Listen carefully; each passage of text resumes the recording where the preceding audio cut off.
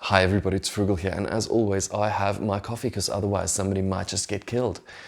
So this morning I want to talk to you about property, physical property versus REITs versus investing in a company. Which one do you invest in? So there's a couple of pros and cons for all of them. So the first one is rental property. You need to remember you need to pay bond and transfer costs.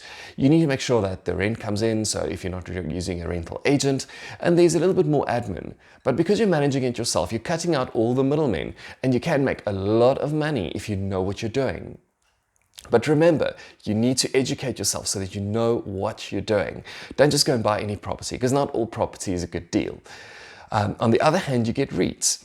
REITs are real estate investment trusts. They're basically trusts that invest in property. And what you do there is just give them your money and they go and they buy property, which could be a shopping mall or residential, and they grab that money and they pass on to you what's left after all their commissions. It's very similar with a company. With a company, what they do is they take your money, or they take the shares, the money that they've got, they invest in property, and then they pay you dividends if there's any profits that were made, which is quite cool. So you've got the choice. There's obviously tax pros and cons for all of them. If you do sell any of them over the long run, you are going to be liable for capital gains tax. So if it's the shares and if it's the property, you're going to pay capital gains tax in the long run. If you do sell it in the short run, you might actually be liable to pay your nominal tax rate, which is if you're taxed at 25% with your day job, you're going to have to be paying on your profits the same.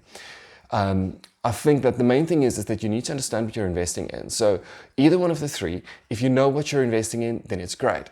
Just a heads up again. So the first thing is, with a rental property, you can deduct your bond interest that you're paying, and you can actually become tax neutral through that. So it's not necessary that you're going to have to pay tax if you do invest in a good property. Secondly, with REITs, you are going to have to pay on any money that you make tax, which will be charged at your nominal tax rate.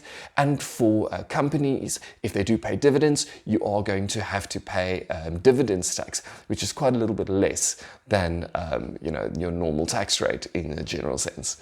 Have a wonderful day and happy investing.